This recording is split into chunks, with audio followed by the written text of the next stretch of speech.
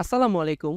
আজকের ক্লাসে আমি আছি সিফাত। আজকের ক্লাস হচ্ছে এইচএসসি উচ্চতর গণিত দ্বিতীয় পত্র চতুর্থ অধ্যায় থেকে। এই অধ্যায়ের নাম হইতেছে বহুপদী ও বহুপদী সমীকরণ। বহুপদী সমীকরণ। এখন প্রথমে আমরা জানি যে বহুপদীটা কি।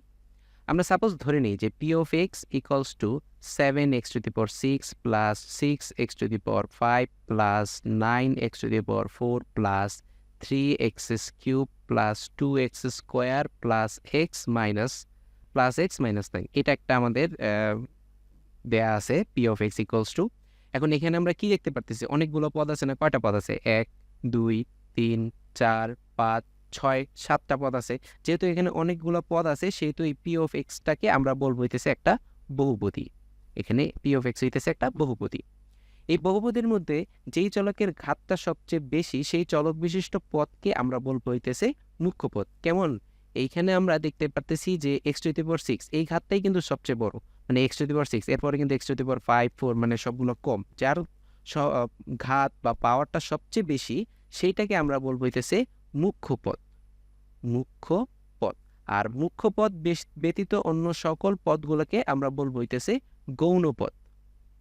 গৌণ পদ।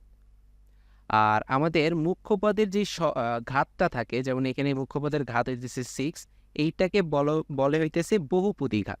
এটাকে বলা হয় বহুপদী ঘাত। আর এই বহুপদী ঘাত যেমন আমরা যদি বলি এটা হইতেছে একটা 6 ঘাতী বহুপদী।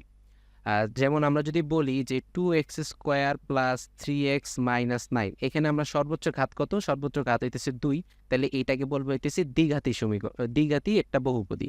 এখন আমাদের যদি এইখানে এই যে বহুপদীটা ইকুয়ালস টু যদি 0 হয়, মানে পি অফ এক্স যদি ইকুয়ালস টু 0 হয়, তখন সেইটাকে আমরা বলবো হইতেছে বহুপদী সমীকরণ, যেখানে পি অফ এক্স একটা বহুপদী। মানে কোনো বহুপদী ইকুয়ালস টু যদি আমাদের 0 হয়, তখন সেইটাকে আমরা বলবো হইতেছে বহুপদী সমীকরণ। এই তা আমরা এখন আসি যে আমরা দ্বিঘাতী সমীকরণ কিভাবে সলভ করব। প্রথমে আসি যে দ্বিঘাত দ্বিঘাত বহুপদী সমীকরণের সমাধান। সাপোজ আমরা ধরে নিই এখানে একটা দ্বিঘাত সমীকরণ আছে, যেমন হইতেছে ax² plus bx plus c equals to 0। এই সমীকরণটা দেওয়া আছে, এখান থেকে আমরা x এর ভ্যালুটা নির্ণয় করা ট্রাই করব। তাহলে আমরা এখানে কাজ করে আমাদের সুবিধার্থে উভয় পাশে আমরা 4a দ্বারা গুণ করি। 4a দ্বারা গুণ করলে আমাদের ইকুয়েশনটা এরকম দাঁড়ায় 4a² plus 4abx plus 4ac equals to 0। কারণ 0 সাথে যা গুণ করবো তো তাই হবে। আমরা কি করলাম? 4a দ্বারা গুণ করা হয়েছে এখানে। তারপর আমরা কি করব? তারপর আমরা দেখি যে এখানে a প্লাস b হোল স্কোয়ারের সূত্রটা ফেলতে পারি কিনা। যেমন এখানে এটাকে বলতে পারি 2ax হোল স্কোয়ার প্লাস এটাকে 2ab বানাই, তাহলে 2a হিসেবে কাজ করবে 2ax ইন্টু এটা মিলাইতে গেলে আমাদের এখানে একটা b দেওয়া লাগে, তাহলে a² প্লাস 2ab হয়েছে, তাহলে এখানে একটা b² দিলে আমরা আমাদের a প্লাস b হোল স্কোয়ারের সূত্রটা মিলে। কিন্তু এখানে তো b² ছিল না, এর জন্য এখানে একটা b² মাইনাস করে দিই। আর এখানে অ্যাডিশনাল ভাবে আরও ছিল হইতেছে প্লাস 4ac ইকুয়ালস টু 0।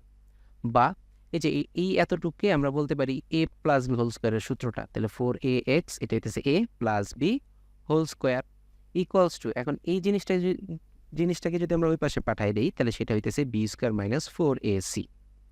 এখন আমরা এক কাজ করি, এই যে উভয় পাশে রুট করে দিই। রুট করে দিলে বাম পাশে স্কোয়ারটা চলে যায়, তাহলে আমরা পাইতেছি 2ax plus b equals to এই পাশে আমরা পাবো হইতেছে plus minus √ b² minus 4ac। বা এখান থেকে আমরা বিটাকে ওই পাশে নিলে এখানে বি হয়ে যাবে মাইনাস বি, এখানে আছে plus minus √ b² minus 4ac।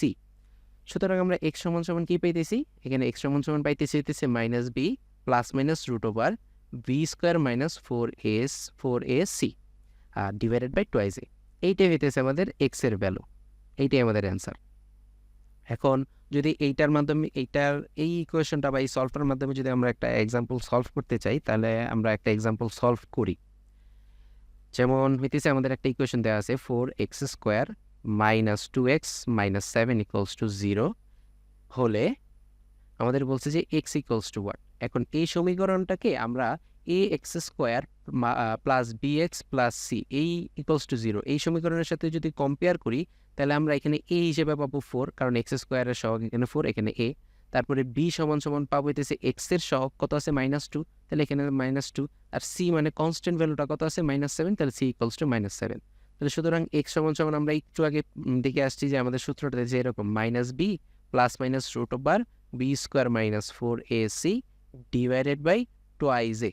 এখন আমরা জাস্ট ভ্যালুগুলো বসাই। বি এর value -2 plus minus -2 square minus 4 into 4 into হইতেছে -7, এটার উপরে whole root divided by 2 into 4।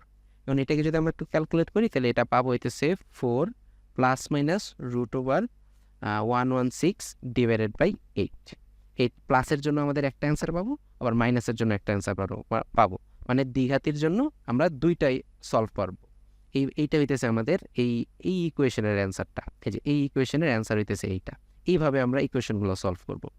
Next ক্লাসে আমরা বহুপদী সমীকরণ বা দ্বিঘাত সমীকরণের নিশ্চয়ক সম্পর্কে দেখব এবং কিছু এক্সাম্পল সলভ করব। তাহলে আজকের ক্লাস এই পর্যন্তই। সবাইকে ধন্যবাদ। আসসালামু আলাইকুম।